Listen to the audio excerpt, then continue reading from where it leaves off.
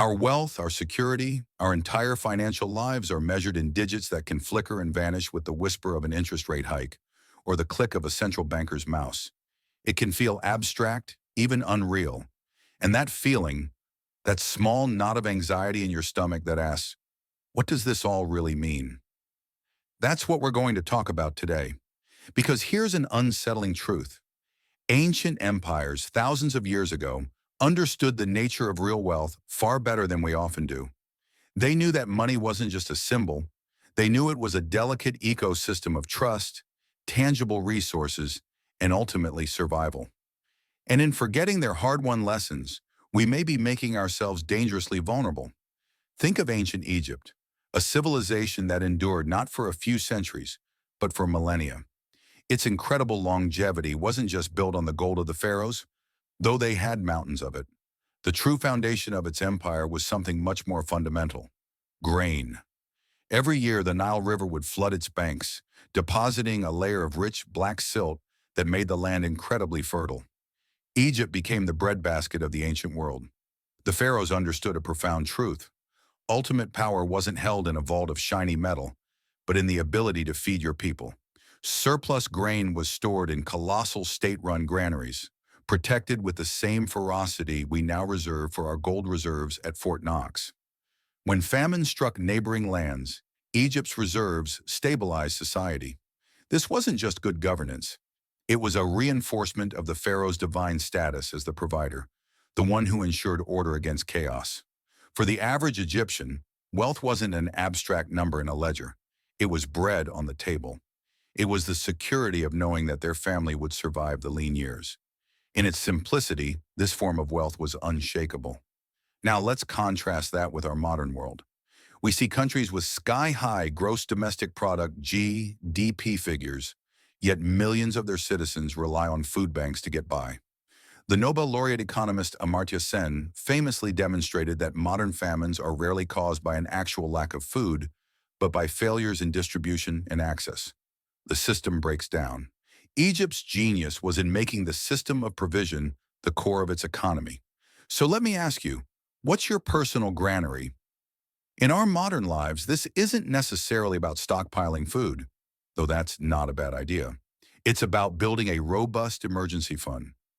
After the economic shocks of the last few years, trusted financial advisors have shifted their advice from a 3 to 6 month buffer to a 9 to 12 month buffer. This is the modern-day equivalent of storing grain. It's a tangible barrier you build between your family and a world of uncertainty. It's not just money, it's security, it's options, it's peace of mind. In this video, we're going to decode this ancient financial wisdom for the 21st century. We'll discover the simple, time-tested principles that build empires and, more importantly, how you can apply them to build resilient wealth in your own life. We will journey from Egypt's granaries to see what real assets are, then walk the streets of ancient Rome to understand how trusted money is born and how it dies. Finally, we'll uncover the startlingly modern wisdom on debt from Babylon, a lesson our current economic system seems determined to ignore. By the end of our journey, you won't just see history, you'll see your own financial path with greater clarity and confidence. Let's move from the fertile banks of the Nile to the heart of the world's greatest empire, Rome. Rome's genius wasn't just in its legions. It was in creating a financial system that could turn conquest into lasting stability. For centuries, the Roman silver coin, the denarius, was the most trusted currency in the known world. A merchant in distant Gaul or a trader in Judea would accept it without a second thought. Why? Because they knew with absolute certainty that it contained a reliable amount of pure silver. It had intrinsic value. This unwavering trust created a massive, unified economic zone, the first version of a common market. Spanish olive oil, Egyptian grain, Syrian silks, and British tin all flowed freely across the empire, priced and paid for in a currency everyone believed in. But then, as with so many empires, the fatal temptation emerged: debasement. Emperors like Nero, facing mounting military expenses and lavish building projects, started to quietly reduce the silver content in the denarius, mixing it with cheaper metals like copper. At first, it seemed like a brilliant move. You could mint more coins from the same amount of silver, allowing you to pay more soldiers and fund more projects. But people are not fools. Slowly but surely, merchants, soldiers, and everyday citizens noticed the change. They could feel it in the weight of the coins, see it in their color, and as they realized their money was worth less, they began to demand more of it for their goods. Prices began to rise. Trust, the invisible foundation of the entire Roman economy, began to erode. By the 3rd century, the situation had spiraled into a full-blown crisis. Runaway inflation crippled the economy. This story might sound ancient, but does any of it feel familiar? Replace the denarius with the dollar, the euro, or any modern fiat currency, and replace reducing the silver content with the modern term, quantitative easing, or what most of us simply call money printing. The technology has changed, but the principle is identical. When a government creates vast sums of new money out of thin air, it dilutes the value of all the money already in circulation, including the money in your savings account. That creeping anxiety you feel at the grocery store when you see the price of milk or eggs jump 20% in a year, that is the ghost of the debased denarius haunting our modern economy. It's the slow, painful realization that your hard-earned money buys you less and less.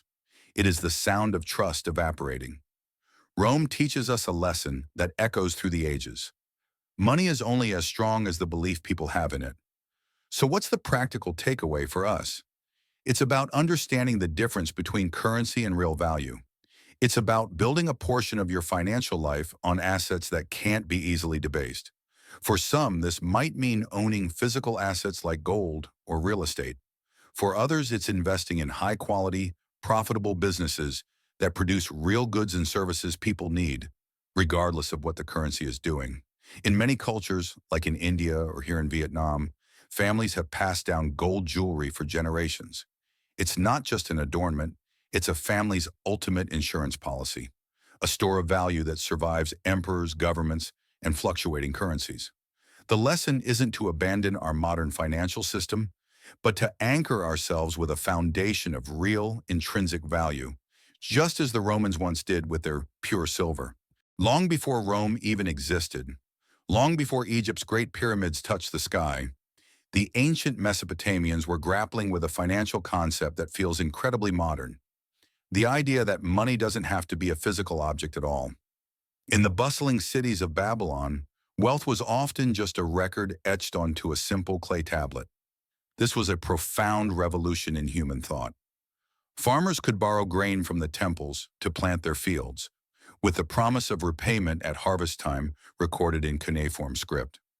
Merchants could fund long-distance caravan routes or extending credit that might not be settled for months or years. Wealth could literally be written into existence, tracked, and transferred without a single coin changing hands. It was the world's first system of credit and debt, the very foundation of our modern financial architecture. But the Babylonians also understood something that we, in our sophistication, seem to have tragically forgotten. Unchecked debt is a societal poison. They watched as, over time, debts would accumulate. A bad harvest could ruin a farmer, forcing him to pledge his land, then his tools, then his family, and finally himself into servitude to his creditor. They saw how, over generations, wealth would become dangerously concentrated in the hands of a few lenders, while the rest of society became trapped in a cycle of debt peonage. This wasn't just a moral problem, it was an existential threat. A society of debt slaves is not a productive or stable society. It leads to desperation, social unrest, and eventually rebellion and collapse. So they created an ingenious and radical solution, the debt jubilee. Periodically, a new ruler would come to the throne and declare a clean slate. The clay tablets were broken, and most non-commercial debts were wiped out. People were freed from bondage, and families were returned to the lands they had lost. Now it's crucial to understand that these weren't acts of kindness. They were pragmatic acts of survival. The Babylonian kings knew that for the economy to function and for their kingdom to remain stable, they had to periodically reset the system. They had to prevent the social fabric from being torn apart by the crushing weight of unpayable debt. Let's pause and look at our world today. We have saddled entire generations with student loans that will take decades to repay, mortgages that anchor families to financial stress, and government bonds that represent a promise of future taxation that can likely never be truly fulfilled. The U.S. student debt crisis, for example, now stands at over $1.7 trillion.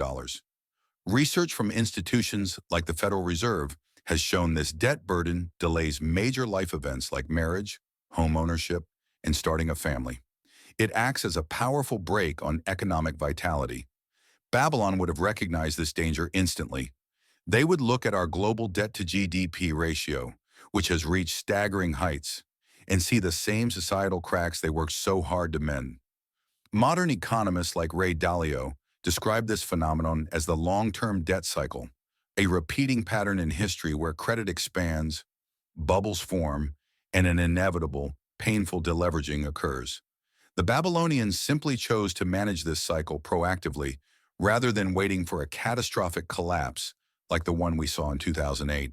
So what does this ancient wisdom mean for you? It means recognizing debt for what it is, a tool that can be useful, but also incredibly dangerous. It means being fiercely protective of your future by avoiding unnecessary debt. And if you are in debt, it's about creating your own personal jubilee. This isn't just about the numbers, it's about the psychology. Studies in behavioral economics show that the stress and cognitive load of being in debt can impair decision-making and even lower your effective IQ. Getting out of debt isn't just a financial act, it's an act of reclaiming your mental and emotional freedom. Whether you use the snowball method, paying off small debts first for psychological wins, or the avalanche method, tackling high-interest debt first to save money, the goal is the same: to break the chains. The Babylonians knew that a society couldn't thrive when its people were enslaved to the past. The same is true for our own lives. Now let's travel west to the cradle of democracy and see how the ancient Greeks approached the puzzle of wealth from a different angle. Athens, the city of philosophers and playwrights, didn't build its golden age on ideas alone. It was sitting on a mountain of silver, literally. The rich silver mines of Laurion funded the powerful Athenian navy, paid the soldiers, and bankrolled its groundbreaking experiment in democracy. But for a time, Athens was wise enough not to rely solely on its silver bullet. They understood a principle that every modern investor is taught on their first day: diversification. Athenian wealth was a complex tapestry woven from many threads. They dominated trade across the Aegean Sea. Their cultural exports, pottery, philosophy, plays, were in high demand. And they managed the Delian League, a confederation of city-states that paid tribute to Athens for protection. Wealth flowed in from mining, from trade, from culture, and from taxes. They didn't put all their eggs in one basket, but hubris is a powerful poison. As Athens grew more powerful, it grew arrogant. It began to treat its allies in the Delian League less like partners and more like subjects, demanding heavier tribute in punishing dissent. Their diverse streams of income became concentrated into a system of extraction. They overextended, picking a fight with Sparta and its allies that led to the devastating Peloponnesian War. During the war, their silver mines were compromised, their trade routes disrupted, and their allies revolted. The delicate, diversified balance that had made them rich and powerful collapsed, and Athens never fully recovered its former glory. What the Greeks learned the hard way is a lesson that echoes in every stock market crash. Concentration kills. Relying on a single income source, a single investment, or a single strategy makes you incredibly fragile. Think about Japan in the 1980s. The entire economy seemed to be a sure bet, a single unstoppable force. People poured their life savings into the Nikkei stock market and Tokyo real estate. Then the bubble popped in 1990, leading to what is now known as the lost decades, a long period of economic stagnation from which the country has struggled to recover. It's the Athenian lesson playing out with modern technology. The antidote is intentional diversification. In your career, this might mean developing a side hustle or learning new skills that open up different income opportunities. In your investments, it means spreading your capital across different asset classes: stocks, bonds, real estate, different geographies, your home country and international markets, and different industries. This is the core principle behind the modern portfolio theory developed by Nobel laureate Harry Markowitz. He mathematically proved that a diversified portfolio provides a better risk-adjusted return than a concentrated one. It's the financial equivalent of the Athenian fleet, their trade routes, and their cultural exports all working together to create a system that is resilient and can withstand shocks. Now we journey to an empire that, at first glance, seems like the least likely financial innovator in all of history. What could a nomadic empire, born on the harsh steppes of Central Asia and built on horseback and bloodshed, possibly teach us about wealth? The answer, it turns out, is quite a lot. I'm talking about the Mongols. Genghis Khan and his successors were military geniuses, but their true lasting impact was economic. They understood a principle that is perhaps more relevant today than ever before. Conquest is worthless unless trade can flow freely through the conquered lands. After forging the largest contiguous land empire in history, they did something remarkable. They secured the Silk Road, that ancient network of trade routes connecting East and West, with a ruthless efficiency no empire had managed before them. They established a system of postal stations, or yams, that allowed for rapid communication and travel. They created a kind of passport, the paisa, that guaranteed safe passage for merchants and diplomats. They policed the routes so fiercely that it was said a maiden carrying a sack of gold could walk from one end of the empire to the other without fear. This period, known as the Pax Mongolica or Mongol Peace, created a golden age of connectivity. It linked China, the Middle East, and Europe in an unprecedented web of commerce. The Mongols themselves didn't produce much, but they created the ultimate platform. They were the original venture capitalists of globalization, investing in the infrastructure of security and communication. They understood that wealth multiplies when goods, ideas, and people can circulate freely. They knew that a secure, functioning network is more valuable than any single hoard of treasure. Now let's look at the Silk Roads of our 21st century world. They aren't just dusty caravan trails.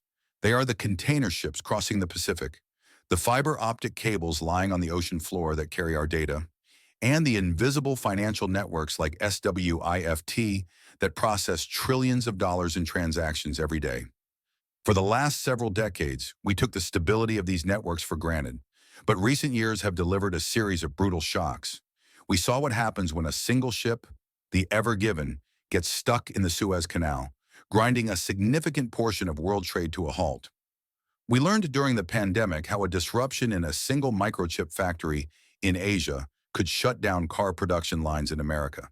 And more recently, we've seen how these networks can be actively weaponized. Removing Russian banks from the SWIFT system as a sanction, or the escalating tariff wars between the US and China, are modern-day examples of choking the arteries of commerce. Political scientist Ian Bremmer argues that we are moving away from an era of hyperglobalization into a more fractured world, where geopolitics increasingly disrupts economic logic. Corporations are now scrambling to build supply chain resilience, a modern term for what the Mongols instinctively understood 800 years ago. Your system is only as strong as its connections. So what is the lesson for our own financial lives? It's that we need to build and protect our own personal networks. This goes beyond the financial diversification we learned from the Greeks. This is about diversifying your connections, your skills, and your opportunities. In Chinese culture, the concept of guanxi, speaks to this, the deep-seated importance of a web of reciprocal relationships. A strong personal network is a safety net in a crisis, a source of new job opportunities, and a wellspring of valuable information. Don't rely on a single employer, a single skill, or a single social media platform. Build bridges, nurture relationships. Your personal Pax Mongolica is the web of trust and goodwill you create around yourself. It is a form of wealth that can't be devalued. So let's bring it all together. The thread running through these ancient empires is startlingly clear. Real, enduring wealth was never just about numbers. It was about resilience, balance, and trust. Egypt's grain silos represented tangible assets to survive shocks. Rome's silver coins embodied the principle of sound, trustworthy money. Babylon's debt jubilees were a defense against the social poison of excessive leverage. Athens's maritime empire taught the crucial lesson of diversification, and the Mongol trade networks showed that secure connections are wealth itself. These weren't abstract theories debated by economists. They were hard-won survival strategies that kept civilizations alive for centuries.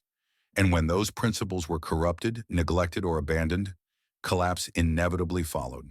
Now look around at our world today. What do we see? We have fiat currencies that can be created in unlimited quantities, their value steadily eroded by inflation, just like Rome's debased denarius. We have food systems so complex and overextended that a single point of failure can cause empty shelves, reminding us that we have no national grain reserve like Egypt's. We have global debt levels that would have terrified a Babylonian king, with no jubilee in sight to reset the system. And the very trade networks that the Mongols worked to protect are now being used as battlefields in geopolitical conflicts. We have forgotten what the ancients knew. We've replaced the foundations of survival with fragile illusions. You cannot eat a stock market bubble. You cannot build a stable society on money people no longer trust. Real wealth is the food on your table, the energy that heats your home, the skills you possess, the trust within your community, and the systems that keep society from tearing itself apart under the weight of debt and inequality. The great mistake of our time is believing that financial engineering can replace these realities. We've traded Egypt's grain for complex derivatives, Rome's silver for paper backed by promises, and Mesopotamia's jubilees for endless cycles of debt. It feels sophisticated, but it's the oldest economic error in history, believing that the symbols of wealth are the same as wealth itself. So, what is the key takeaway? It's not to abandon our modern world and go back to minting silver coins. It is to integrate these timeless principles into our own lives to build true, lasting financial resilience. Here's a simple summary. 1. Own real things. Just as Egypt stored grain, anchor a part of your wealth in tangible assets that have intrinsic value. 2. Use sound money principles. Protect your savings from the silent theft of inflation. Don't just save, invest in things that can grow and hold their value. 3. Master your debt. Avoid the trap that crippled Babylon. Treat debt with extreme caution and make it your mission to achieve freedom from it. 4. Diversify everything. Learn from Athens. Diversify your investments, your income streams, and your skills. 5. Build your network. Remember the Mongols. Your relationships and connections are a powerful and resilient form of wealth. These principles are your shield against the uncertainties of our modern world. History doesn't repeat, but it certainly rhymes. And the rhyme is clear. Every society that forgot what wealth truly meant eventually fell. The only question is whether we will recognize the warning signs in time to build something stronger for ourselves and our families. So I'll leave you with this question. After hearing these lessons from the past, what is the one small change you will start making in your financial life this week? Let us know in the comments below. Your journey inspires others, and if this conversation was helpful to you, consider subscribing for more insights that can help you build a more secure financial future. Thank you for joining me today.